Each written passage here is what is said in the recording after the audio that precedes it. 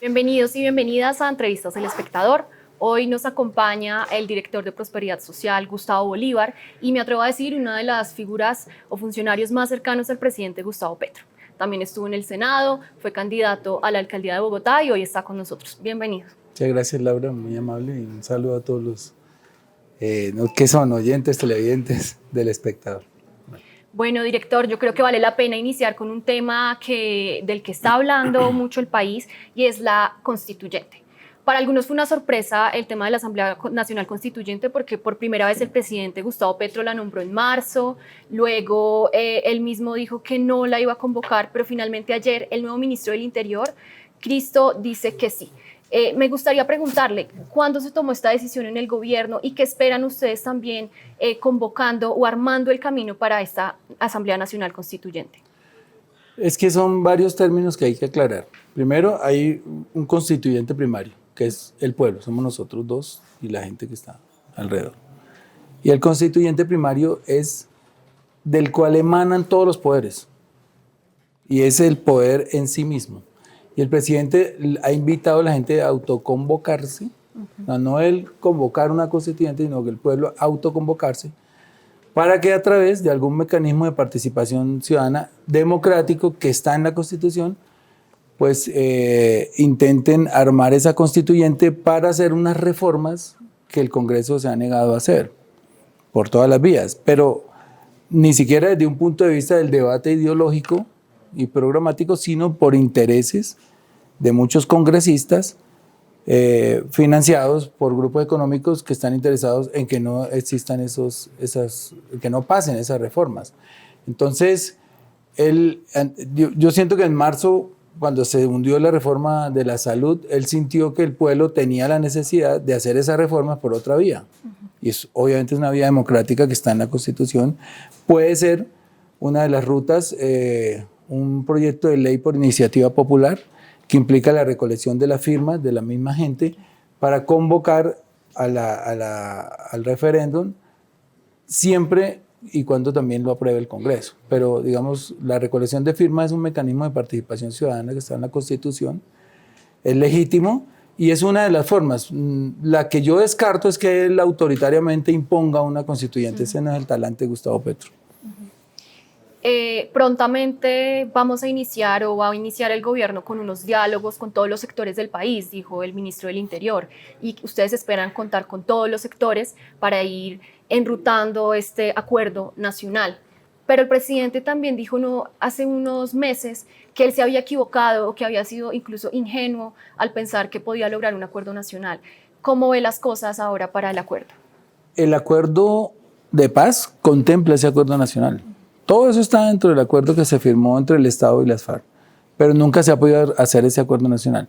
Yo pienso que el nombramiento del doctor Cristo en el Ministerio del Interior es un puente que se le tiende a esa clase política con la que hay que hacer el acuerdo nacional.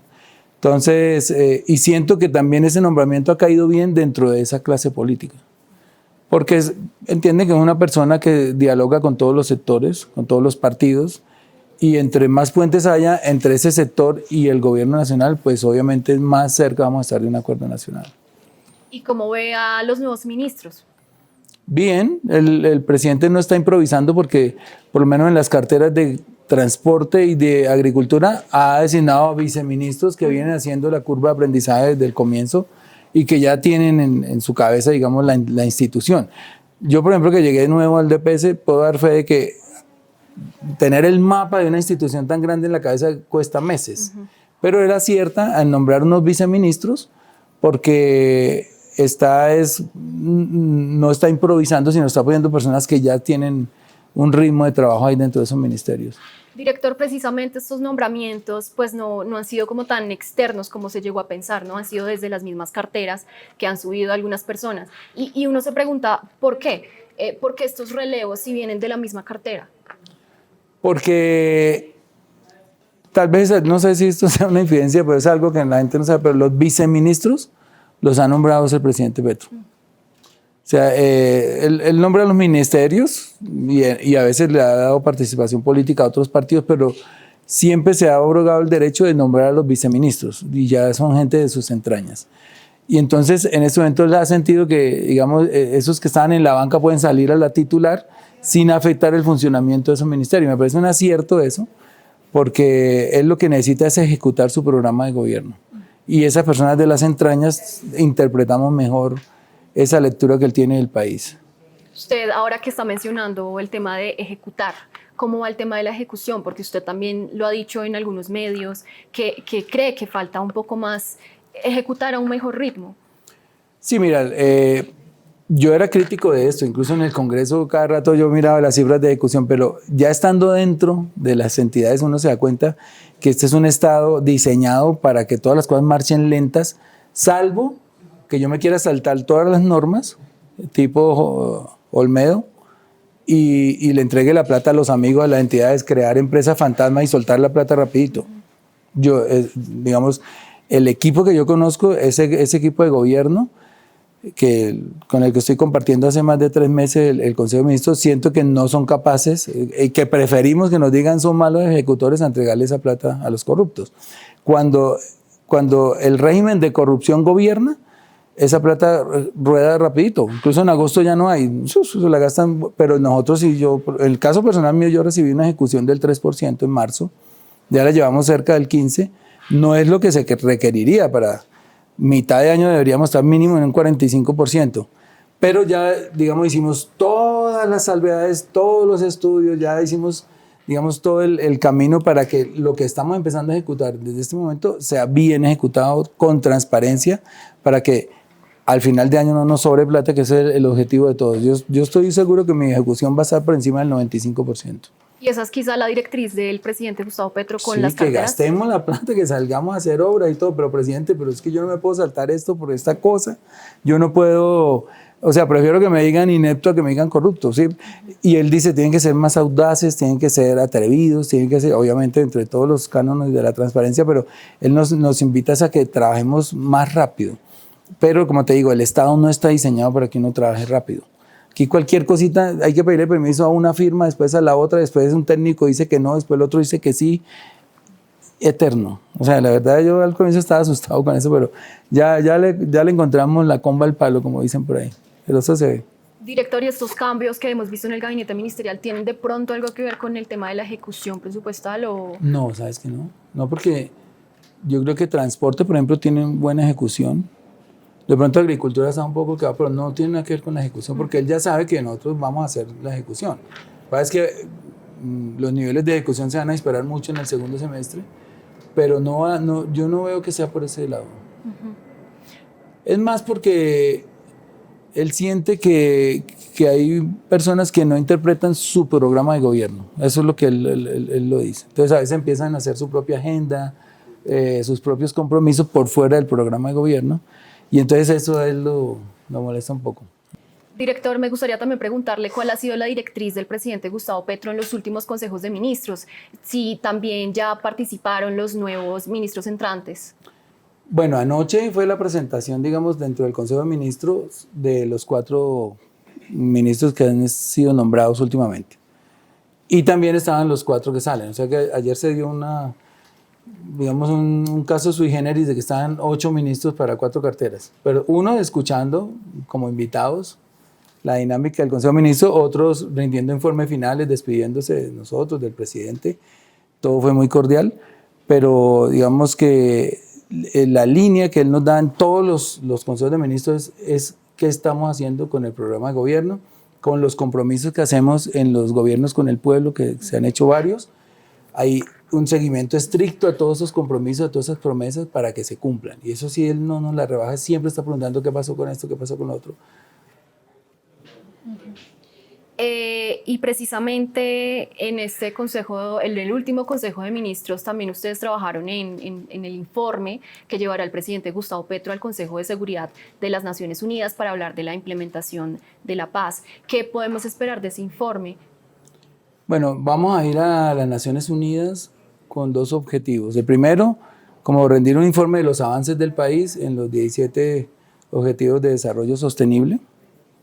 Y el segundo, ya el presidente va a tocar su tema de cómo el Estado está incumpliendo el acuerdo de paz desde los tres frentes en que se debe cumplir, ¿no? Desde el legislativo hay un rezago normativo muy grande, no se han hecho las reformas que dice el acuerdo. Desde lo operativo, o sea, desde lo ejecutivo, la reforma agraria va lenta, aunque él la ha acelerado bastantes. Para poner un ejemplo, en el gobierno Duque se entregaron 13.000 hectáreas de las 3 millones de hectáreas que hay que entregar. A ese ritmo gastaríamos 50 años. Él ha acelerado, ya creo que estamos llegando a las 200.000 hectáreas y estoy seguro que por lo menos vamos a poner 1 millón de hectáreas de esas 3 millones que dice el acuerdo. Y también hay normas jurídicas que no se han sacado. Digamos que es un llamado de atención porque el acuerdo de paz ya va a cumplir 8 años y ya deberíamos tener un nivel de implementación superior al 60-70% y no lo tenemos realmente. Y sobre el acuerdo de paz, también hay algunas dudas que ha mencionado el presidente Gustavo Petro frente, por ejemplo, a la Procuraduría, ¿no? Y al tema de la reforma agraria. La Procuraduría hace poco reveló un informe diciendo que hay una presunta compra irregular de tierras y han sido varios los llamados que ha hecho la Procuraduría en esta semana nada más. Y me gustaría preguntarle a usted cómo ve al Ministerio Público frente al gobierno y a los proyectos que tiene. Mira, para generalizar, para no, digamos, tocar un tema particular, yo siento que a los entes de control hay que despolitizarlos. Pasó con la fiscalía de este señor que acaba de salir, pasa con la Procuraduría, digamos que un ente de control no se puede manejar con sesgos políticos. Y es lo que nosotros vemos, que un tratamiento el que le dan a Duque y un tratamiento el que le dan a Petro. De repente, si Petro llega a tener un procurador cercano, seguramente le va a dar mejor tratamiento que a otro presidente de derecha, y eso no debe pasar. Digamos que los entes de control tienen que estar desprovistos de todo sesgo político, porque para eso están, para ejercer control, pero no puede ser que los entes de control se la rebajen a unos, pero se la claven al otro. O sea, tienen que ser muy independientes, muy objetivos en eso, y yo siento que en los entes de control no hay eso. O sea, ¿usted siente que de pronto hay una persecución de parte de la Procuraduría, por ejemplo, porque el mismo presidente lo ha dicho? No tanto persecución, sino yo lo siento como una intromisión en algunos temas que son de Estado, donde no deberían entrometerse. Digamos, hay la función de la Contraloría es ejercer control sobre los recursos de la nación, y ahí se pueden meter donde quieran. El de la Procuraduría también. Pero hay digamos, unas potestades del presidente que son de él. Para eso lo eligieron 11 millones de personas, 11.300.000 personas. Y no una persona elegida desde un escritorio tratando de obstaculizar muchas, incluso las reformas, opinando sobre las reformas de una manera que uno sabe que le está haciendo el juego a otros sectores, y eso es inadmisible, digamos, en una democracia. Pero sin embargo, bueno, ahí hemos jugado con eso. El presidente se defiende cuando le toca. Aceptamos que también hay otras intervenciones de los entes de control que son acertadas y oportunas, pero la mayoría de las veces siento que hay una politización que no debería pasar. Director, pero ¿estos entes entran también al acuerdo nacional? ¿Los están ustedes invitando también? No sé, pero deberían. Yo creo que sí. Un acuerdo nacional tiene que abarcar todos los sectores políticos, los sectores judiciales, los entes de control, porque si no, no sería acuerdo nacional. Y eso, digamos, es lo que le va a volver un poco, digamos, el clima, la atmósfera política al gobierno para que remate sus 2 años y un mes, 2 años y sí, un mes prácticamente que le falta ya, esos 25 meses, digamos. Porque no puede pasar que en una democracia la gente se alegre porque le vaya mal a un presidente cuando, si a ese presidente le va mal al país entero. El ejemplo de los empresarios, cuando nosotros hablamos con ellos les decimos no importa qué ideología manejes, qué ideas tengas, tenemos que jalar todos para el mismo lado, porque los principales perjudicados con un gobierno que naufrague, pues son los empresarios. Y sin embargo, pues usted mire lo que ha pasado. Durante la campaña decían que Petro venía a cerrar iglesias, a expropiar campesinos, terratenientes, a quitar las tierras, una cantidad de fantasmas que no sucedieron en realidad.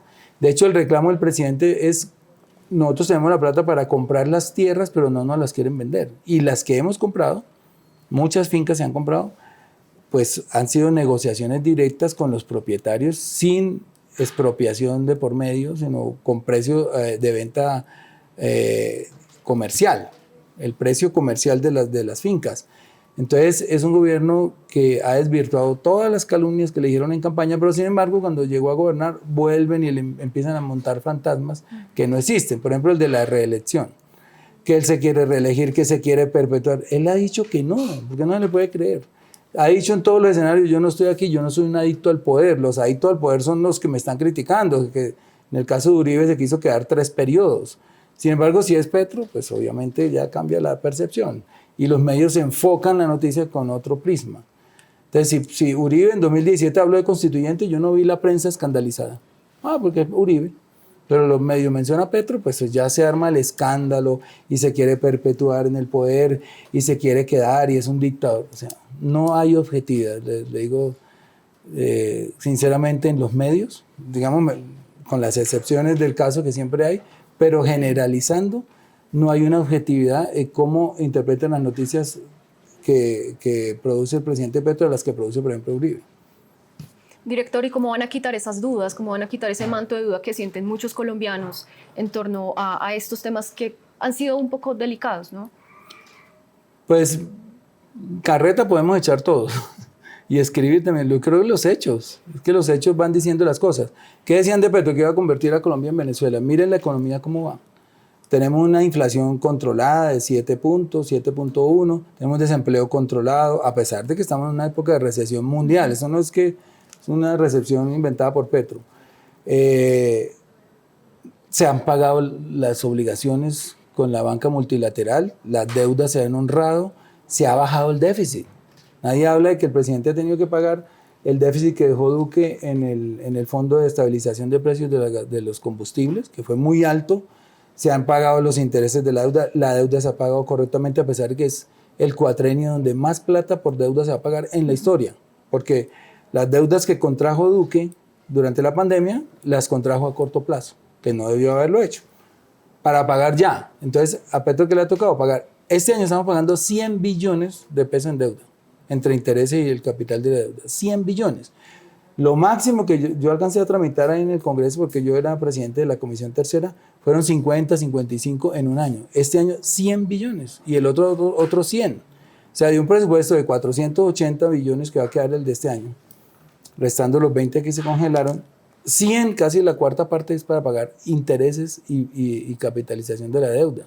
Entonces no queda margen porque el resto de plata se da en funcionamiento, la inversión va a ser mínima. Entonces yo creo que él ha sabido capotear todo eso, la economía está sana, saludable, ha llegado mucha inversión extranjera, se ha aumentado el turismo, el dólar se ha mantenido unos precios estables, mucho más bajos que cuando el gobierno de Duque, y nadie dice de eso nada. Pero apenas se resbala por una cosita, eso sí le cae hasta la catedral encima, ¿no? Pero también tiene que ser objetivo en mirar que hay una economía que se está manejando con responsabilidad. Obviamente, con el crecimiento bajo que hemos tenido por esas tasas de interés tan altas, pues tampoco es que se pueda hacer mucho más de lo que quisiéramos, pero sí medir por qué las tasas de interés. Voy a ponerle un ejemplo muy claro. Cuando la inflación estaba en 13.25, las tasas de interés estaban en 13 puntos. Cuando Duque dejó la inflación en 10.8, las tasas de interés estaban más o menos por un nivel parecido, de 1 o 2 puntos. ¿Por qué hoy tenemos una tasa de interés 5 puntos por encima de la inflación? El banco no ha querido colaborar en el despegue económico del país.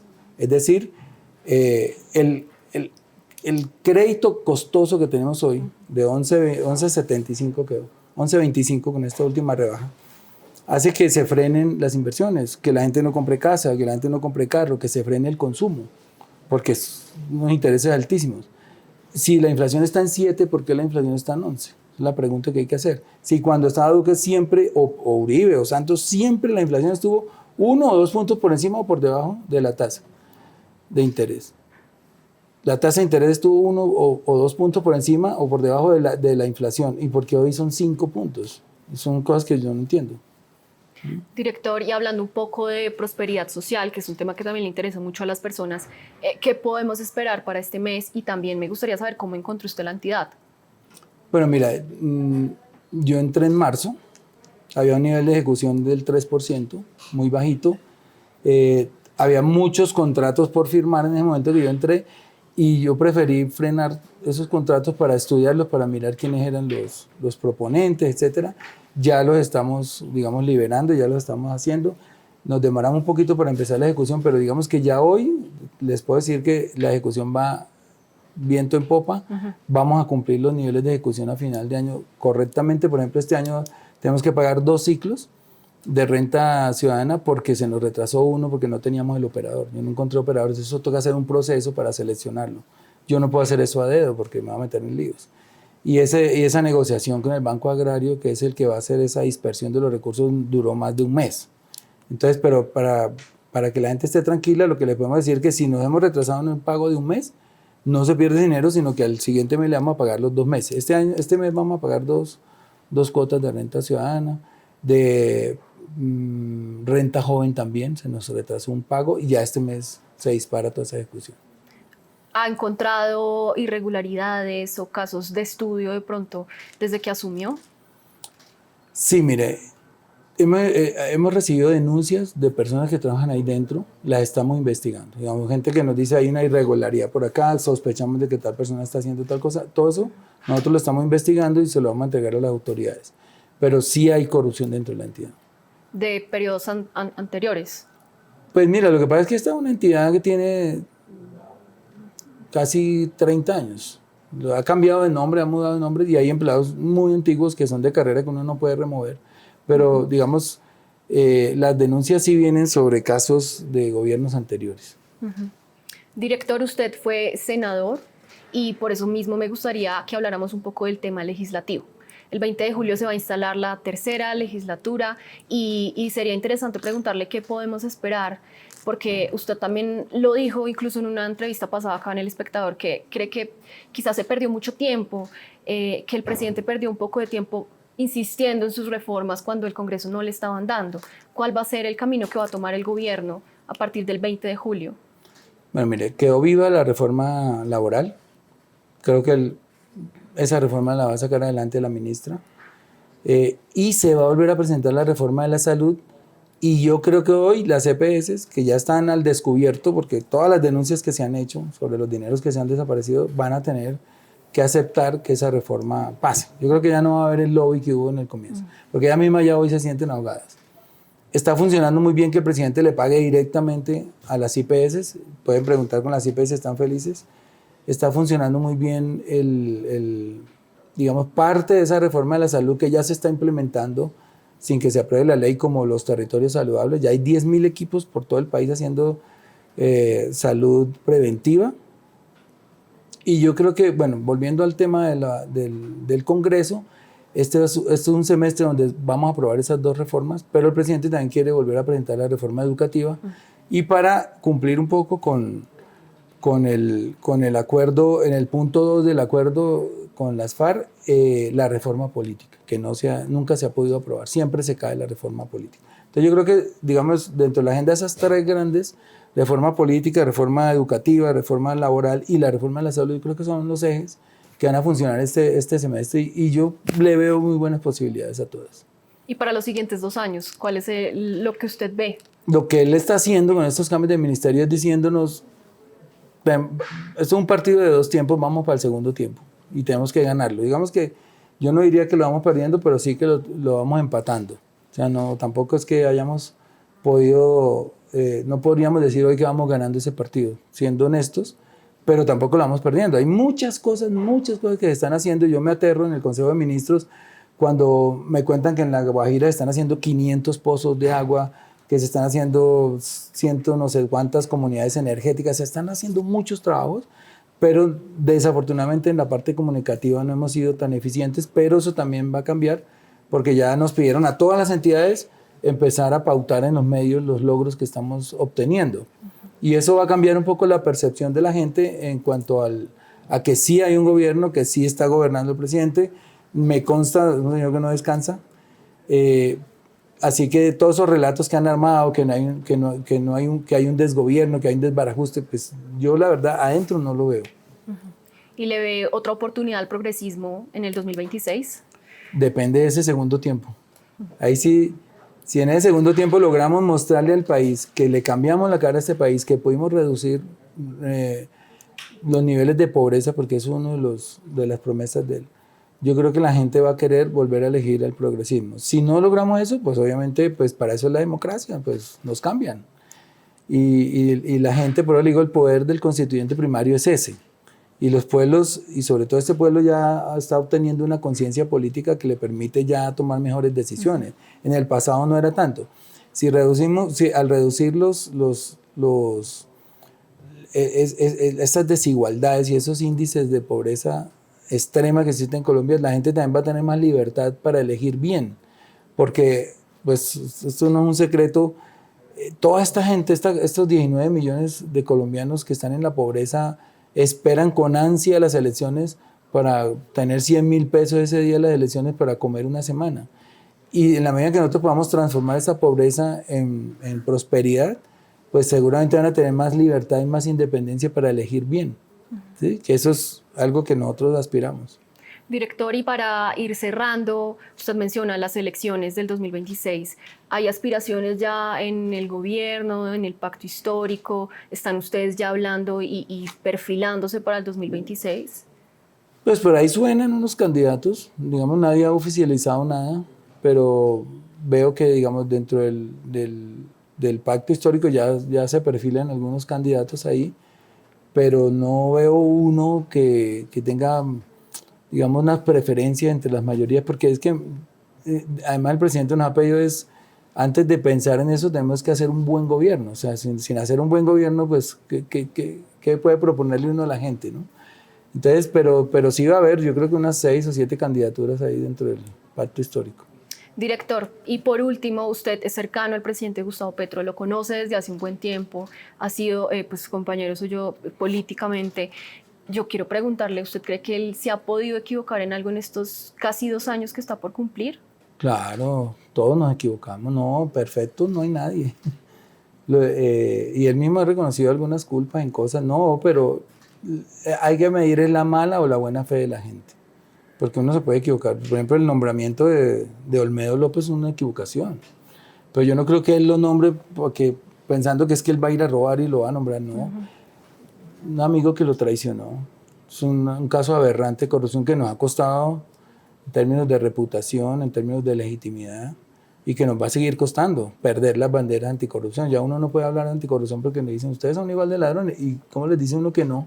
Si ese robo de la Unidad Nacional de Gestión de Riesgos fue horrible. Entonces, sí, hay equivocaciones, obviamente, pero se trata de remediarlas, de reconocerlas, de seguir para adelante, pero siempre con la buena fe, porque Gustavo Petro es un hombre de buena fe, es un demócrata.